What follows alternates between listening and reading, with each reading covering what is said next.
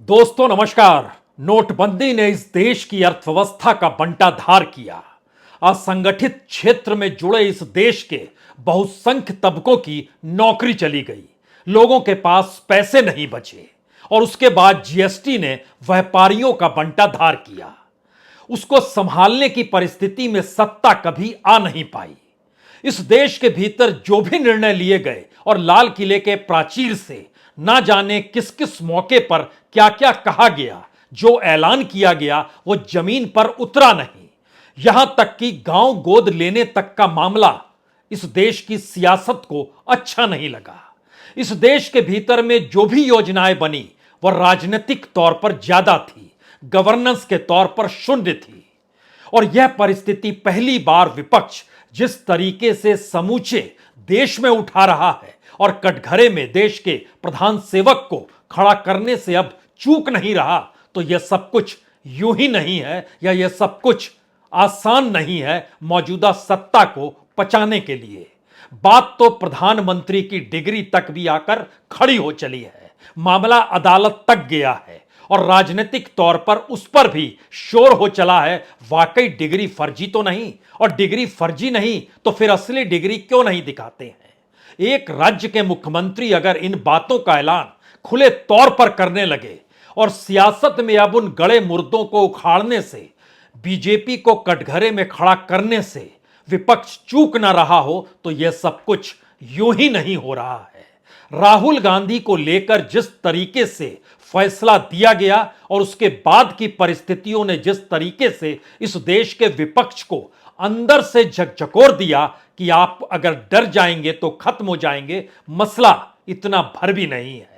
इस देश के भीतर में एक परसेप्शन प्रधानमंत्री का है, एक परसेप्शन गृहमंत्री अमित शाह का है, एक परसेप्शन सत्ताधारी बीजेपी के एजेंडे का है, एक परसेप्शन इस देश में आरएसएस और बीजेपी के मिले जुले चेहरे का है।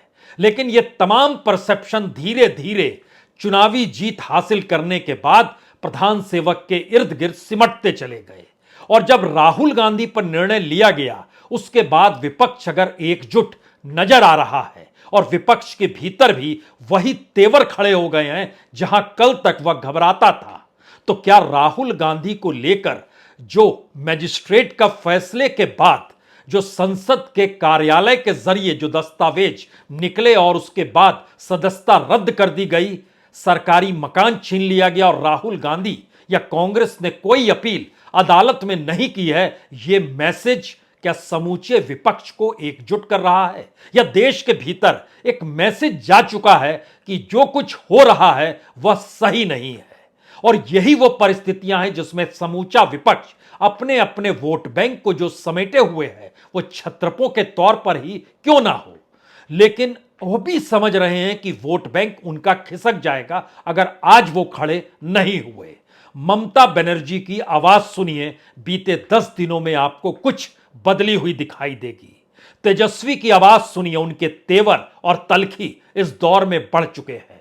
केजरीवाल की आवाज को सुनिए, जिस तरीके से गरज रहे हैं, उन सब के पीछे और जिन बातों का जिक्र कर रहे हैं, जिस तर्ज पर कर रहे हैं, वो सब कुछ मौजूदा सत्ता के लिए कहीं ना कहीं एक मुश्किल सबब इसलिए है क्योंकि ये सारी बातें उस बयान के बाद भी हो रही है जिसमें प्रधान सेवक ने खुले तौर पर बीजेपी हेडक्वार्टर में कहा सारे चोर हैं और सारे चोर एक साथ आकर खड़े हो चले हैं। तो इस देश के भीतर में 2019 में भी जो वोट पड़े थे वह वोट 60% तो खिलाफ में ही थे। तो सवाल एक और यहां पर आ रहा है, अगर वाकई सभी चोर एक साथ हैं तो उनको जितने वोट इस देश में मिले, अगर उन वोट को जोड़ दिया जाए और इस देश में आमने सामने वाली परिस्थिति 2024 में खड़ी हो जाए, तो क्या चोरों की जीत इस लोकतंत्र में जो मैथमेटिक्स वोटों का है उसके आश्रय जीत जाएगी? और अगर जीत जाएगी तो क्या जीतने वाले को आप चोर नहीं कहेंगे, या फिर जीतने वाला मान लिया जाएगा कि दरअसल वही सिपाही है? मौजूदा राजनीति का सबसे बड़ा संकट यही हो चला है कि सत्ता में जो है वह खुद को जज मानते हैं, खुद को सिपाही मानते हैं, खुद को न्याय देने वाला मानते हैं और समूची गवर्नेंस इस देश के तमाम इंस्टीट्यूशन को रौंदते हुए चलती है और यह अब खुल्लम खुल्ला अगर दिखाई दे रहा है तो आज उसके चंद पन्नों को जरूर खोलने की कोशिश होगी। एक पन्ना तो इस बात से खुलता है कि राहुल गांधी जब पदयात्रा कर रहे थे उस वक्त ध्यान दीजिए इस देश के लोगों के सामने जो मुश्किल हालात थे उन हालातों को समझने के लिए उनके बीच जाकर अपनी बात कहने और उन्हें ज्यादा सुनने के लिए वह पदयात्रा पर निकले थे। एक लिहाज से जनता सलीब पर थी और राहुल गांधी पदयात्रा करते हुए उनके दर्द को सहला रहे थे। लेकिन वक्त किस रूप में बदल गया, कैसे बदल गया, यह इस दौर में अब समझ में आ रहा है कि राहुल गांधी कल जब कर्नाटक जाएंगे तो उस समय इस देश की सत्ता ने उन्हें सलीब पर टांग दिया है। तो क्या उनके दर्द को समझने और उनके साथ खड़ा होने के लिए कर्नाटक की जनता खड़ी हो जाएगी? क्योंकि वह ग्राउंड जीरो तो कोलार से शुरू होगा, उसी कोलार में जिसमें करप्शन का जिक्र हुआ है। अब दोबारा लौटिए विपक्ष के उस तेवर को लेकर जो तेवर राहुल गांधी के तेवर के साथ घुलते मिलते चले आ रहे हैं। राहुल गांधी कहते हैं अडानी और मोदी में कोई अंतर नहीं लगता है। केजरीवाल कहते हैं दरअसल मोदी ही अडानी है। और उसके बाद चाहे वो एनसीपी हो या शिवसेना हो, वो तेजस्वी यादव हो या ममता बनर्जी हो या अखिलेश यादव हो या चंद्रशेखर राव ही क्यों ना हो, विपक्ष की फेरिस्त धीरे धीरे इस देश की इकोनॉमी और उस इकोनॉमी पे लगी सत्ता की सेंध और सत्ता की सेंध के जरिए सब कुछ हड़प लेने की चाहत, इस पर सीधा चोट कर रही है और बार बार इस बात का जिक्र कर रही है। एक बार जांच तो कराइए, मैसेज क्या है? मैसेज दरअसल इस देश में राजनीतिक जमीन जिस परसेप्शन से बढ़ती है उस परसेप्शन को मोदी सत्ता ने 2014-15 में ही पकड़ लिया था और उसी परसेप्शन को बनाने के लिए समूचा मीडिया लग गया। मीडिया को धीरे धीरे अपनी गिरफ्त में लिया गया। जो पैसे से माने वो पैसे से माना, जो डर से माने वो डर से माना, जो इन सब के बीच खौफ पैदा करते हुए उनके करप्शन और उनकी फाइल बनाने तक की परिस्थिति में लाकर खड़ा कर दिया गया उससे माने तो वह भी माने। और इसी प्रक्रिया में जब मीडिया उनके हिसाब से चलने लगा तो उसके बाद छत्रपों की घेराबंदी हुई और क्षेत्रीय मीडिया भी नतमस्तक अपने आप होते चला गया। यानी भारत की राजनीति में जो बुलबुला 2014-15 में रचा गया उसकी पराकाष्ठा 2024 में होनी है, लेकिन उसकी पराकाष्ठा संयोग से 2023 में ही नजर आने लगी। और जो फैसले हुए और उसमें भी संसद को लेकर फैसला करना, इस देश के भीतर पार्लियामेंट के भीतर हंगामा शोर और सत्ता की सियासत कैसे चलती है, यह किसान रिफॉर्म को लेकर जो जिक्र सत्ता करती है, प्रधान सेवक ने किया कि हम तो किसानों के रिफॉर्म की दिशा को लेकर 3 कानून लेकर आए थे। लेकिन ध्यान दीजिए वह 3 कानून को लेकर राज्यसभा में बहस नहीं हुई। वहां बैठे डिप्टी स्पीकर हरिवंश जो एक वक्त खुद पत्रकार रहे हुए हैं, चंद्रशेखर के करीब रहे हुए हैं, वह भी जनता दल यूनाइटेड से निकल कर आए और जनता दल यूनाइटेड के नेता नीतीश कुमार अपने तौर पर कहते हैं कि दरअसल विपक्ष को एकजुट हो जाना चाहिए और उस जनता दल यूनाइटेड की सीट से जो राज्यसभा के डिप्टी स्पीकर हैं वह अभी भी बने हुए हैं। सियासत के इस खेल के भीतर हो सकता है नीतीश कुमार की एंट्री दिल्ली में इसीलिए ना हो पाई हो। लेकिन इस प्रक्रिया ने 3-4 बड़े सवालों को इस देश के सामने खड़ा कर दिया है। पहला सवाल तो यही है, क्या इस देश की जनता के भीतर का जो वोटर है कल तक जिस धारा में बह रहा था अब उस धारा से इतर वह सोचने लगा है? उस धारा में 3 तबके पर आपको ध्यान देना होगा। पहला तबका मुस्लिम है। मुस्लिम बीजेपी के साथ खड़ा नहीं होगा, बीजेपी मुस्लिम को पनाह देती नहीं है। दूसरा तबका इस देश का मिडिल क्लास है। मिडिल क्लास के ऊपर जितना बोझ इस दौर में बांधा गया, और देखिए इस दौर में चर्चा तो 8th पे कमीशन की होनी चाहिए थी, पुराने पेंशन को लेकर चर्चा होनी चाहिए थी, महंगाई या कहे रेपो रेट जिस लिहाज से बढ़ा और ईएमआई कॉस्टली होती चली गई उस पर चर्चा होनी चाहिए थी, लेकिन सरकार ने उन्हें खारिज कर दिया। यानी इस देश के भीतर सिविल सोसाइटी का खत्म होना, इस देश के भीतर में मिडिल क्लास को लोअर मिडिल क्लास या गरीबों की तादाद और उसकी कतार में लाकर खड़ा कर देना, ऐसी परिस्थिति बनी तो मुस्लिम, मिडिल क्लास और तीसरी परिस्थिति है इस देश के अपर कास्ट के भीतर। बीजेपी अपने तौर पर अपर कास्ट के रूप में खुद को दिखाती है, आरएसएस भी खूब ढोल पीटता है, लेकिन बीजेपी की समूची राजनीति ओबीसी के इर्द गिर्द और सोशल इंजीनियरिंग का जो ताना बाना उसने बुना उसको समेटे हुए है। और इसी प्रक्रिया में अगर आप ध्यान देंगे तो कहीं ना कहीं मंडल और कमंडल का जो युद्ध था, 1989 का हम जिक्र कर रहे हैं जब वीपी सिंह की सरकार थी और मंडल लागू किया गया था, उस वक्त कमंडल के आश्रय बीजेपी चली थी। आज की तारीख में वो हाथों में कमंडल लेती है, जुबां पर मंडल लेती है। इस सियासत में विपक्ष में वह सेंध लगाने की दिशा में आ गई, लेकिन क्या उसकी पराकाष्ठा 2022 में पूरी हो चली है? क्योंकि पहली बार उस इकोनॉमी ने, जो ये इकोनॉमी चौथे पिलर के तौर पर है, मुस्लिम, मिडिल क्लास और उसके बाद मंडल यानी ओबीसी, और चौथा हिस्सा उस पूंजी का है जिस पूंजी के आश्रय खेल कॉरपोरेट को लुभाते हुए और साथ जोड़ते हुए सत्ताधारी बीजेपी ने इस दौर में सब कुछ पाया है। लेकिन फिर वही सवाल विपक्ष इससे पहले यह सवाल कर नहीं रहा था। ध्यान दीजिए, इस दौर में विपक्ष ईवीएम का जिक्र नहीं कर रहा है, वह उस नब्ज को पकड़ रहा है जिस नब्ज का ताना बाना बीते 9 बरस में मोदी सत्ता ने इस देश के भीतर अपने प्रचार प्रसार के जरिए रचा है। और वह प्रचार प्रसार हमेशा कहीं ना कहीं एक ऐसे सॉफ्ट एस्पेक्ट में निकल कर आता है जो कि शॉक एब्जर्वर का काम इस देश की राजनीति के भीतर करता है। और यह किसी को पता नहीं चलता है कि इस देश में जीत कैसे एक पॉलिटिकल पार्टी की होती चली जाती है, लेकिन दूसरी तरफ इस देश की तमाम नीतियां अपने तौर पर आम आदमी को हैरान और परेशान किए हुए है। तो क्या आंदोलन इस देश की ताकत के तौर पर खत्म हो गए? कोई भी कहेगा आर्थिक पक्ष इस दौर में मजबूत हुआ, लेकिन नीतियों के आश्रय जब देखिएगा तो आर्थिक पक्ष अगर इस दौर में आम लोगों से हट चुका है और हर समाज के भीतर जो आरएसएस से जुड़ा है, जो बीजेपी से जुड़ा है, जो सत्ता के करीब है, उसके पास तो पैसा आ रहा है, लेकिन बाकियों के पास वह कुछ भी नहीं जा पा रहा है। तो मुश्किल हालात उस करप्शन को पैदा कर चुके हैं जो करप्शन सिस्टम में तब्दील हो गया।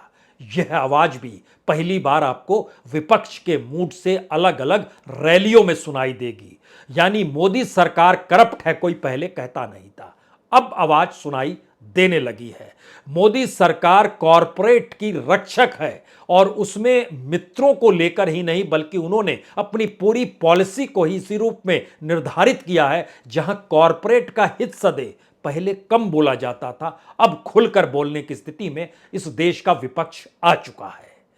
राजनीतिक और सियासी तौर पर क्या इसके इस समझ को मान लिया जाए कि दरअसल जिस राजनीतिक जमीन पर मोदी खड़े थे वह कहीं ढहढहा तो नहीं रही है, और उस राजनीतिक जमीन के ढहढहाने का जो नया नया प्रयोग है अब सिवाय इसके नहीं बच पा रहा है कि आज उन्होंने भोपाल पहुंच के 11वीं वंदे भारत को झंडी दिखा दी, या लगातार इस बरस 8 बार कर्नाटक की यात्रा कर आए।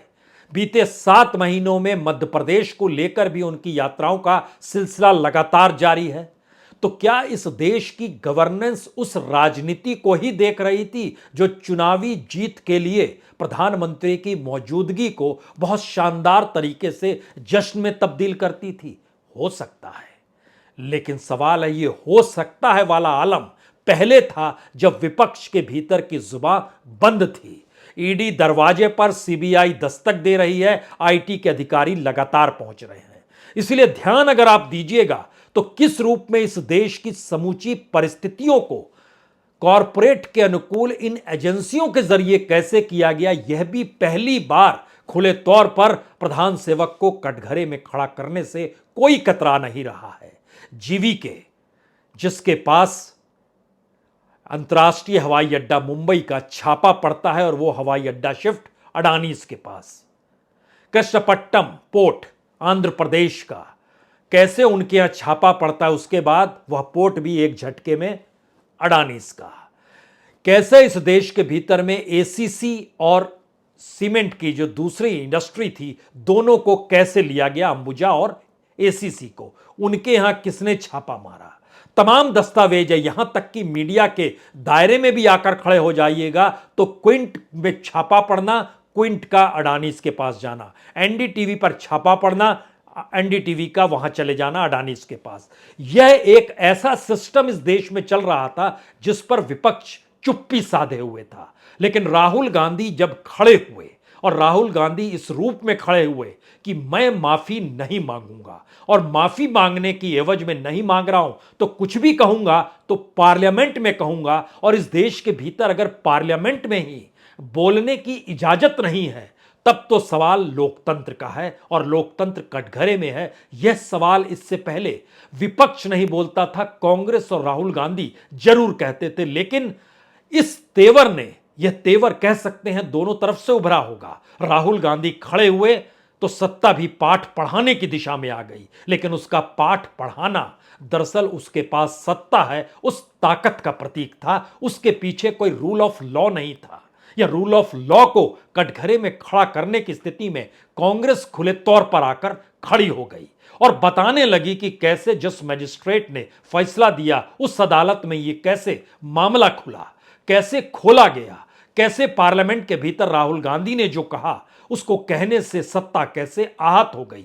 तो वह तमाम मुद्दों की पोटली धीरे धीरे खुलती चली जा रही है। और सवाल 2024 को लेकर यह नहीं है कि प्रधानमंत्री मोदी को कटघरे में खड़ा कर समूचा विपक्ष सामने खड़ा होगा। ध्यान दीजिए और इस पैटर्न को समझिए।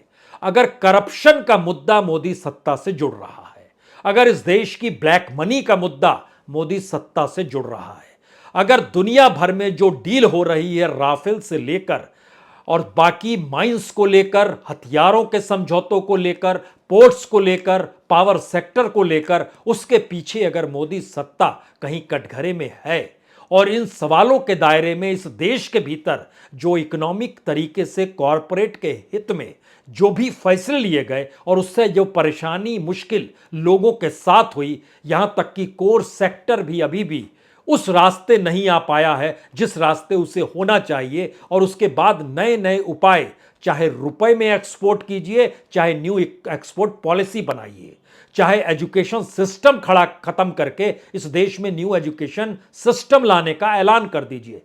पटरी पर चीजें नहीं आ रही हैं और ये मुद्दे अगर उफान पर हैं तो सवाल सिर्फ मोदी का नहीं है, सवाल सिर्फ प्रधान सेवक का नहीं है, सवाल उस गवर्नेंस का है कि उसका ताना बाना बीते 9 बरस में कैसे बनाया गया कि तेल पर सबसे ज्यादा वसूली सरकार करती रही एक्साइज ड्यूटी के नाम पर, और उसके बावजूद भी इस देश की जनता के भीतर कोई उफ तक नहीं हुई, क्योंकि मुद्दा और सरोकार विपक्ष के जनता से जुड़ रही रहे थे।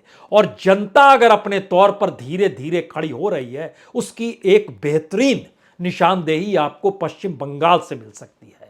पश्चिम बंगाल और शायद उपचुनाव के मद्देनजर दूसरे राज्य भी आप देख सकते हैं, लेकिन पश्चिम बंगाल की इसलिए बड़ी महत्वपूर्ण है क्योंकि ममता बनर्जी बहुत तेवर के साथ खड़ी हुई बीजेपी के खिलाफ, प्रधान सेवक मोदी के खिलाफ, और माना यही गया कि वो चैलेंज कर सकती है। लेकिन सागरडीही असेंबली बाई इलेक्शन जो उनकी अपनी जमीन थी, वहां पर left supported Congress candidate Byron विश्वास जब जीते, उसके बाद भी लगा अब इसको हिस्से में लाया जा सकता है। लेकिन हफ्ते भर पहले ही जब Haldia dock institute management committee का चुनाव हुआ, यह बहुत छोटा सा राजनीतिक प्रयोग है। इस राजनीतिक प्रयोग की अहमियत समझिए कि सत्ता की गुंडागर्दी बंगाल में कैसे चलती है, इसको बाखूबी बीजेपी खूब बताती है, शुभेंदु अधिकारी भी बताते हैं और लोगों ने देखा भी है। पहले सीपीएम की सत्ता, अब टीएमसी की सत्ता, लेकिन इसकी गुंडागर्दी और 13 साल से जिस सत्ता पर काबिज, जहां पर हर 2 बरस में चुनाव होते हैं, उस जगह पर Haldia dock institute management committee में सारी की सारी सीटें कांग्रेस और लेफ्ट गठबंधन ने जीत ली, जबकि टीएमसी की ट्रेड यूनियन आईएनटीटीयूसी वह भी थी और भारतीय मजदूर संघ बीजेपी की तरफ से भी था, लेकिन एक भी सीट नहीं मिली। यह एक राजनीतिक बिंब है जो बता रहा है कि इस देश की जमीन के पीछे बीते 9 बरस की राजनीति ने जो भी कारपेट बैठाई थी, उस कारपेट में अब जमीन के लोग छेद कर रहे हैं और बता रहे हैं कि आप रेड कारपेट से मत ढकिए, क्योंकि रेड कारपेट आपके लिए हो सकता है डायरेक्ट बैंक ट्रांसफर का प्रतीक हो, किसान सम्मान निधि का प्रतीक हो, या जो भी योजनाएं की और होते होते 5 किलो फ्री अनाज पर जो आकर टिक गए, इससे पेट भरेगा। लेकिन जिस जिंदगी को परिवार को जीना है, आने वाली पीढ़ी को जीना है और भारत को जो प्रोग्रेस करनी थी, वह चीजें तो गायब हो गई। यानी एक ऐसी परिस्थिति राहुल गांधी को लेकर इस देश के भीतर सियासी तौर पर पैदा हो गई, जिसने समूचे विपक्ष को चेता दिया, खामोश रहोगे तो कुचल दिए जाओगे, बोलोगे तो लड़ते हुए दिखाई दोगे। या फिर उनके अपने वोटरों ने चेता दिया कि दरअसल हम तो अब चूज करेंगे किसे हराना है, हमें पता है कि इस देश की राजनीति में जितना पैसा, जितनी पूंजी आ गई है, उसमें विपक्ष बीजेपी के सामने खड़ा हो नहीं सकता है। तो जनता ही धीरे धीरे खड़ी हो रही है और जनता का मैसेज और उसके भीतर का परसेप्शन अब जिस तरीके से तमाम विपक्षी पॉलिटिकल पार्टीज और इनके नेता के भीतर भर रहा है, यह मैसेज बहुत साफ है कि एक जमीन पर हरकत बहुत साफ तौर पर दिखाई देने लगी है। और इन सब के बावजूद भी बीजेपी अपने 56 इंच को घटाने बढ़ाने से कैसे बाज आएगी। तो जो सूरत में हुआ, उसके ठीक समानांतर सुशील मोदी पटना के कोर्ट में चले गए और बार बार माइक पर आकर बोलने लगे, देखिए ये मानहानि का मामला, उन्हें पटना भी आकर जवाब देना पड़ेगा। एक कदम आरएसएस के एक कार्यकर्ता और बढ़े। यह कुरुक्षेत्र में जब राहुल गांधी ने 21वीं सदी के कौरव का जिक्र किया था और कहा था कि आज के कौरव खाकी पैंट पहनते हैं, तो इस पर आरएसएस के कार्यकर्ता कमल भदौरिया, जो हरिद्वार के हैं, उन्होंने भी वहां दरवाजा खटखटा दिया और कहा कि दरअसल यह मानहानि का मामला है। तो राजनीतिक तौर पर कदम पीछे बीजेपी कैसे ले या उनका एजेंडा पीछे कैसे जाए, और दूसरी तरफ विपक्ष भी अब जिस लिहाज से खड़ा हो गया है और राहुल गांधी जिस तेवर के साथ अब कर्नाटक के चुनाव प्रचार में उसका असर देखना चाहते हैं, यह घटनाक्रम अगर राहुल गांधी को जेल तक ले गया तो कल्पना कीजिए कि जेल के बाद जब वो पदयात्रा इस देश में निकालेंगे, क्योंकि जैसे ही अदालत में जाएंगे वह जेल खत्म हो जाएगी, तो पदयात्रा जब उसके बाद निकलेगी, तो क्या यह स्थिति आपको वाकई फिर से इमरजेंसी और जेपी की याद तो नहीं दिला रही है? बड़ी दूर की गोटी है, लेकिन यह देश हमेशा आंदोलन को खोजता है, एक नेता को खोजता है। एक नेता उसने खोजा था 2014 में, लेकिन अब वो बुलबुला 2013 में घटाटोप हो चला है। नई परिस्थितियां वाकई क्या पनप रही है, और यह तेवर सत्ता के लिए, सत्ता के डगमगाती हुई परिस्थिति के बीच सत्ता को ही लाकर खड़ा तो नहीं कर चुके हैं? प्रधान सेवक की चिंता इसी बात को लेकर है। बहुत बहुत शुक्रिया, बहुत बहुत शुक्रिया।